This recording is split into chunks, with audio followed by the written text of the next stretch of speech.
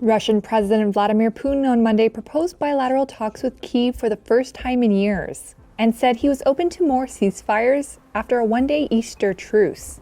Putin's comments come as he faces pressure from Washington to show a willingness to make peace in Ukraine. Speaking to a state TV reporter, he said Moscow was open to any peace initiatives and expected the same from Kyiv. As we have always said, we look positively at any peace initiatives. We hope that the representatives of the Kyiv regime will also feel the same way. However, we have seen the initial reaction. I think everyone has noticed it. There was a statement published according to which our proposal was seen as a game with fates, with people's lives, and so on. But apparently there was someone smarter there who suggested, most likely from foreign overseers, that rejecting such initiatives is a losing position for the Kyiv regime, and they quickly agreed. Both countries accused the other of violating Putin's truce, which Kyiv had largely dismissed from the outset as a stunt. Washington said it would welcome an extension of the truce. Zelensky, who has called for it to be extended to a 30-day ceasefire on civilian targets, said continued Russian attacks during Sunday's ceasefire showed Moscow was intent on prolonging the war. When asked about Zelensky's proposal, Putin said Russia should look into it. His spokesman later confirmed that Putin was referring to the possibility of direct talks with Ukraine. Separately, Zelensky confirmed Kyiv was sending a delegation to London to meet with the United States and other Western countries on Wednesday, follow-up from last week's meeting in Paris.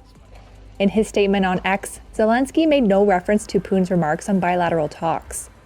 Russia rejected a proposal from U.S. President Donald Trump last month for a full 30-day ceasefire, which Ukraine had accepted.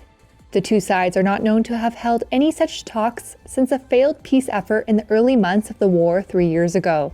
Trump and Secretary of State Marco Rubio both said on Friday that Washington could walk away from peace talks in Ukraine altogether if the sides do not make more progress within days.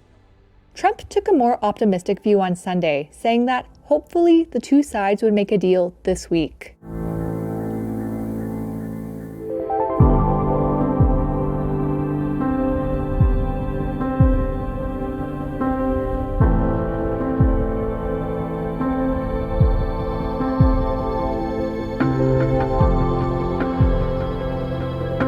But the Americans are not going to bet any more money on Ukraine. Ukraine has lost the war. It's going to have to cut the best deal possible. And Pete, there is a moment for Putin here where he thinks, I think he's going to just cash in his chips. There's no more to gain. He's got the 4 oblasts. He's got Crimea. He's got 20% of the population. And he's made damn sure that NATO is not going into Ukraine and that Ukraine will be a neutral area on his borderland. So I think Putin's got everything he wants, and now he wants to do business with the U.S. and get those sanctions off his back.